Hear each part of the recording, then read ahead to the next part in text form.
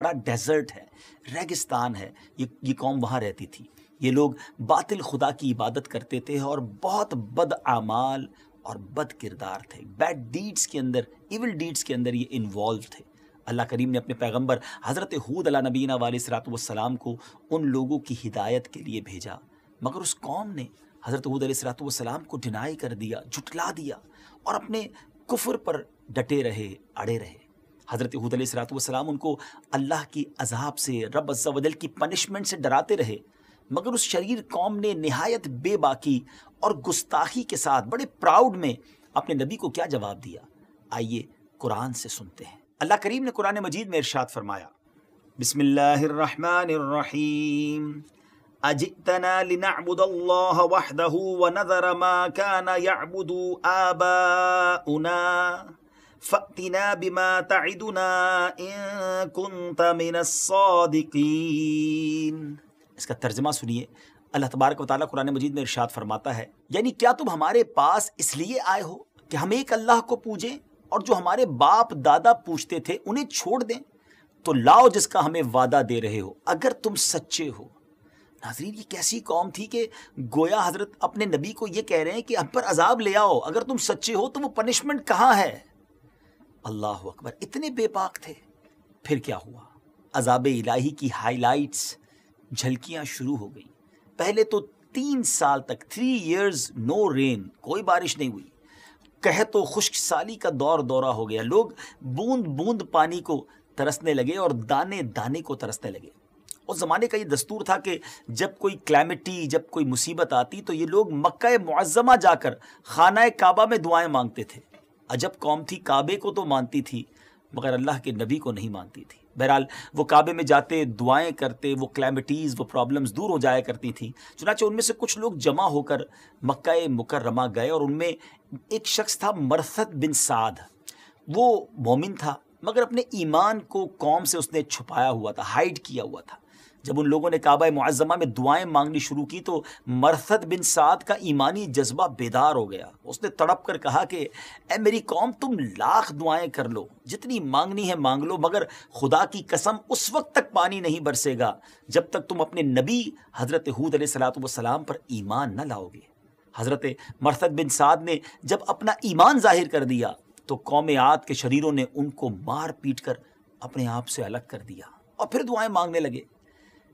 کمال کی قوم ہے ناظرین، اللہ کے نبی کی گستاخی ہو رہی ہے، ان کی بات نہیں مان رہی اور اللہ سے دعائیں کر رہی ہے۔ کیا اللہ والوں کو ناراض کر کے رب سے کچھ مانگا جا سکتا ہے؟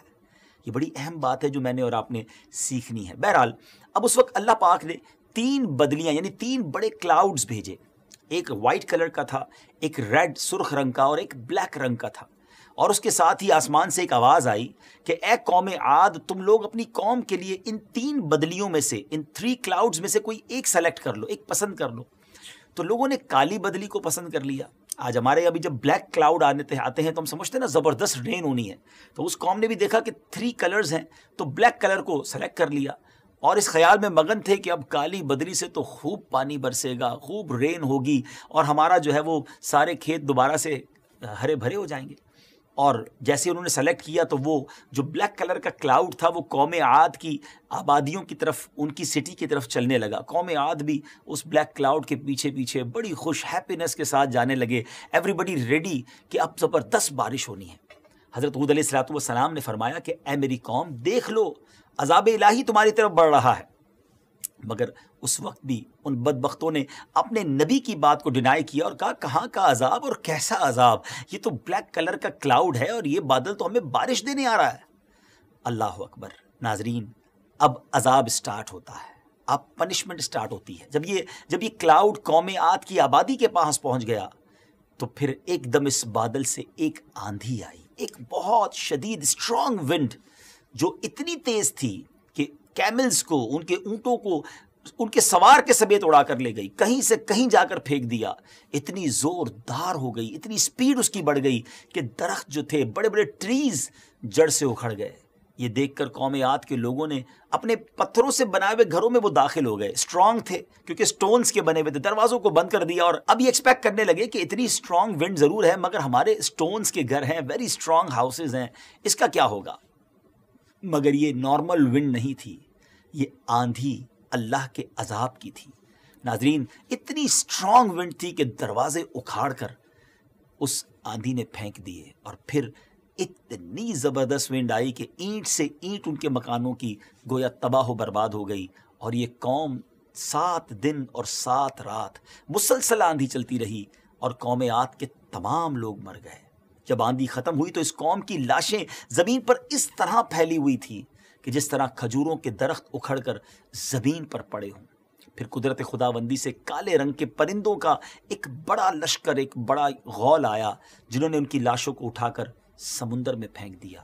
حضرت ہود علیہ السلام نے اس بستی کو چھوڑ دیا، اور چند مومنین جو آپ پر اور اللہ پر ایمان لائے تھے ان کو ساتھ لے کر مکہ مکرمہ چلے گئے، اور آخر زندگی تک بیت اللہ شریف میں عبادت کرتے رہے۔ اب میں حدیث پاک کے ذریعے آپ کو یہ بتانا چاہتا ہوں، جو علماء نے ڈیسائیڈ کیا کہ کیا یہ نشانی ہو چکی ہے یا ہونی ہے، اس پر بات کرتے ہیں۔ اگر ابھی تک آپ نے ہمارے دعوت اسلامی کے یوٹیوب چینل کو سبسکرائب نہیں کیا، سبسکرائب کیجئے، ہماری ان ویڈیوز کو اچھی نیتوں کے ساتھ شیئر کیجئے اور ثواب کے حقدار بنیے۔ ناظرین، اب جو ہم نے شروع میں آپ کو حدیث سنائی تھی، اس میں جو باتیں نبی پاک علیہ السلام نے فرمایا کہ یہ باتیں جب ہو جائیں تو سرخ آندھی سے ڈرو، تو ایسی باتیں تو ہو رہی ہیں ہمارے معاشرے میں آج۔ وہ تمام گندی حرکتیں، وہ تمام برے اعمال ہمیں ہمارے آس پاس نظر ہی تو آ رہے ہیں۔ بس ہمیں اللہ پاک کے عذاب سے ڈرنا چاہیے۔ قوم عاد کو دیکھیے نا، جو بڑی سٹرونگ، بڑے ٹال تھے، قدآور قوم تھی۔ ان لوگوں کی مالی حالت بھی بڑی زبردست تھی، بڑے ویل آف تھے، لش گرین فیلڈز تھیں اور ہرے بھرے باغات ان کے پاس تھے۔ بڑے بڑے ماؤنٹینز کو تراش خراش کر، کرو کر کے ان لوگوں نے گرمیوں اور سردیوں کے، جی ہاں، انہوں نے سمر اور ونٹر کے الگ الگ ہاؤسز بنائے ہوئے تھے۔ ان لوگوں کو اپنی کثرت پر، اپنی طاقت پر بڑا کانفیڈنس تھا، بڑا ناز تھا، بڑا پراؤڈ تھا، مگر ایول ڈیڈز اینڈ سنس کی نحوست نے ان لوگوں کو قہر الہی میں اس طرح گرفتار کیا کہ آندھی کے خطرناک جھونکوں اور جھٹکوں نے ان کی پوری آبادی کو ہلا کر رکھ دیا، توڑ پھوڑ کر رکھ دیا، اور اس پوری قوم کے وجود کو صفائے ہستی سے اس طرح مٹا دیا گیا کہ ان کا نام و نشان بھی باقی نہ رہا۔ پھر بھلا ہم جیسے کمزور لوگوں کا کیا بنے گا کہ عذاب الہی کو کیا برداشت کر سکتے ہیں؟ اس لیے جن لوگوں کو اپنی اور اپنی نسلوں کی سیفٹی اور سروائیول عزیز ہے، انہیں لازم ہے کہ وہ اللہ اور اس کے رسول عز و جل کی نافرمانیوں اور بدعمالیوں سے ہمیشہ بچتے رہیں، اپنی کوشش اور طاقت کے مطابق گڈ اینڈ پائس ڈیڈز، اچھے اعمال کرتے رہیں، ورنہ اللہ پاک کا عذاب برحق ہے۔ اگر اس امت کی بات کریں تب بھی پہلے کئی دفعہ بڑی بڑی سٹرونگ ونڈز، آندھیاں آ چکی ہیں۔ جی ہاں ناظرین، کئی لوگ مارے گئے ہیں، بہت بڑا نقصان بھی ہوا ہے۔ ہماری سیریز کی ایک سب سے خاص بات یہ ہے کہ ہم ہر نشانی کے بارے میں آپ کو یہ بھی بتاتے ہیں کہ یہ نشانی ظاہر ہو چکی ہے یا ہوگی۔ یہ بھی ہم آپ کو ضرور بتائیں گے کہ یہ سرخ آندھی والی قیامت کی نشانی ابھی ظاہر ہو چکی ہے یا نہیں۔ لیکن اس سے پہلے آپ کو ہماری امت میں، جی ہاں اسی امت میں پیش آنے والے آندھی کے کچھ واقعات سناتے ہیں۔